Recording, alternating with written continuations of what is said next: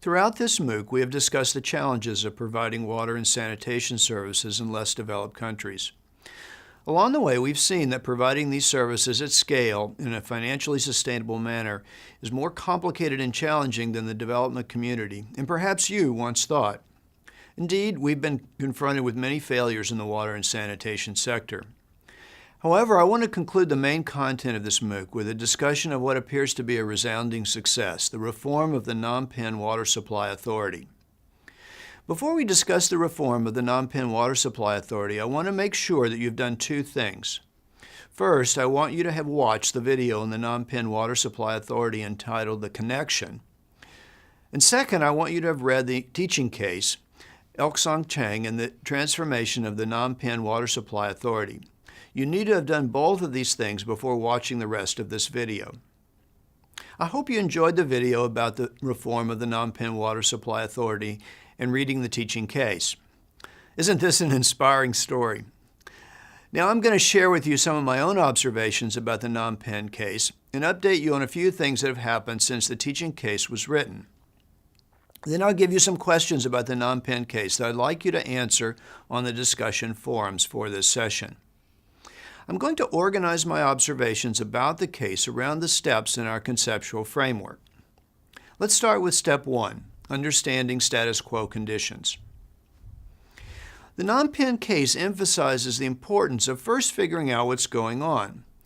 Do you remember what Elk Song Chang did when he first arrived in the Phnom Penh Water Supply Authority? For a month, he just watched to understand what was going on. What he discovered were that there were three groups of employees: those who worked hard, those who were corrupt, and those who were disengaged. But understanding status quo conditions also involved understanding local politics, and especially the situation facing the poor, unconnected households. The teaching case and video repeatedly emphasized that Elk Song Chang and his staff paid a lot of attention to getting to know local conditions, such as how vendors were stealing water from the pipe distribution system at night. This enabled them to craft solutions that were appropriate for the specific time and place. You will recall that Manila Water did something very similar after it took over control of their concession in the east zone of Manila. They established an organizational structure and culture that enabled them to work with people at the local level to find solutions that addressed local political realities. Step 2 in our conceptual framework is understanding the dynamic baseline. Elk Song Chang spent time getting the data on private water connections. The French expert wanted to put 10 people on the job, but Elk Song Chang knew that this traditional way of doing things, continuing with business as usual, was just too slow to accomplish what he wanted to do. He put 100 people on the job and managed them himself. Step 3 is the design of policy alternatives. Here I would emphasize the importance Elk Song Chang put on the pricing and tariffs, especially to serve the poor. He knew he had to mobilize more revenues to accomplish his objectives. This required installing meters and implementing a volumetric tariff. The more water you use, the higher your water bill. Here, Elk Song Chang and the donors worked together. In fact, he needed the donors on his side during the debates with other stakeholders over tariff increases. But the donors didn't pressure him to accept loan conditionalities. He already wanted to install meters and implement volumetric pricing. The fact that the World Bank and Asian Development Bank made tariff reform a condition of their loans gave Elk Song Chang the power that he needed to persuade the opponents to tariff reform. Donors also helped by insisting on more autonomy for the Phnom Penh Water Supply Authority, something Elk Song Chang needed to recruit and retain the best staff. Step 5 is understanding causal relationships, how the implementation of policy alternatives changes outcomes. In my mind, the most important lessons from the teaching case about causal relationships involve leadership and political change. Ik Song Chang needed a strategy to convince Parliament and the Prime Minister to adopt tariff reforms.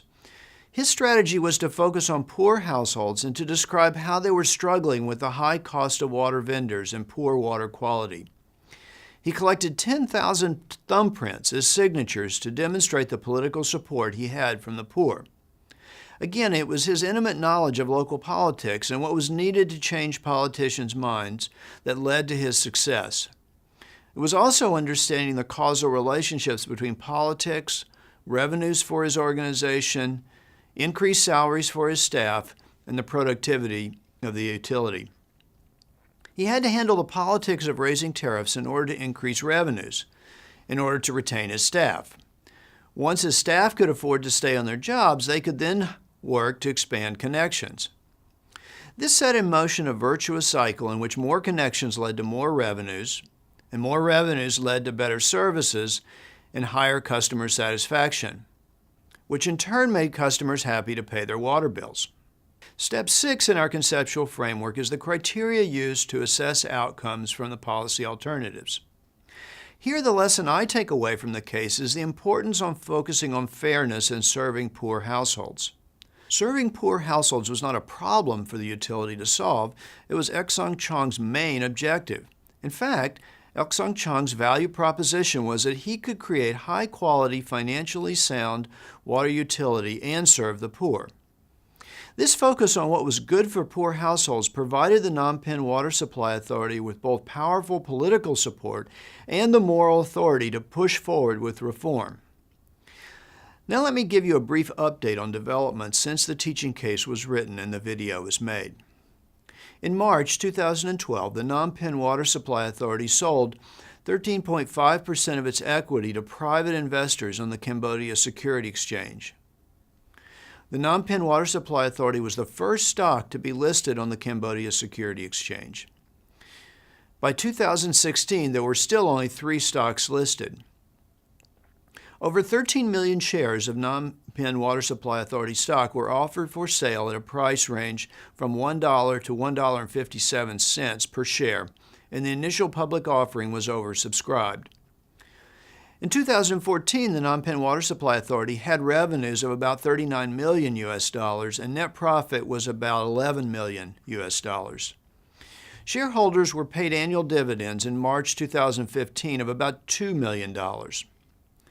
The share price at the time of this dividend was about $1.21, which worked out to a dividend rate of about 2%. In April 2016, the stock price was about $1.25, a 20% decline from the initial public offering. Today, the Phnom Penh Water Supply Authority remains a publicly owned utility with private investors holding a small equity stake. To the best of my knowledge, there is no water regulator.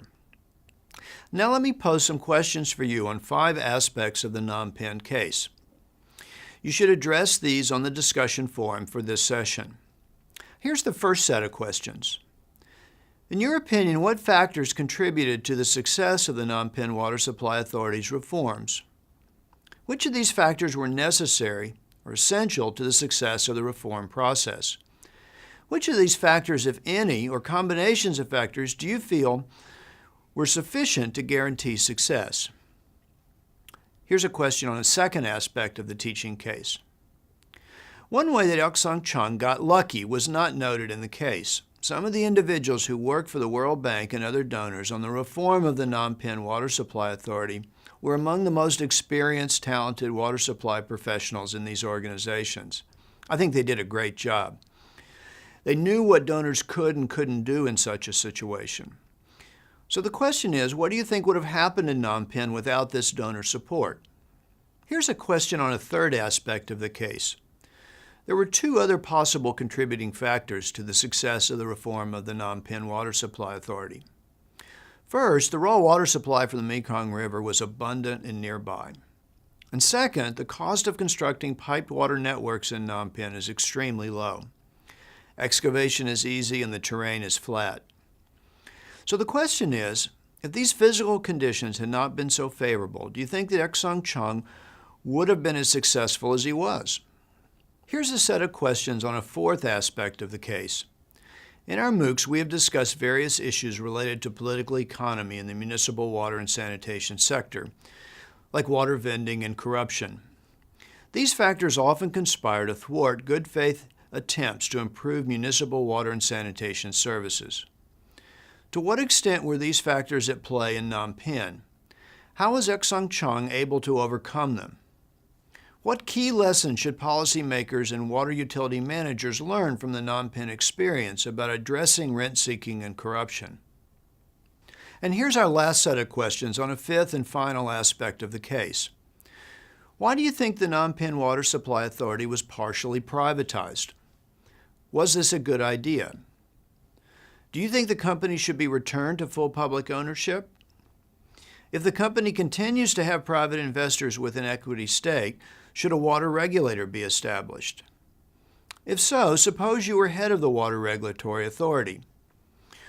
What would your main priorities be? What would you try to accomplish? Thanks for watching this video.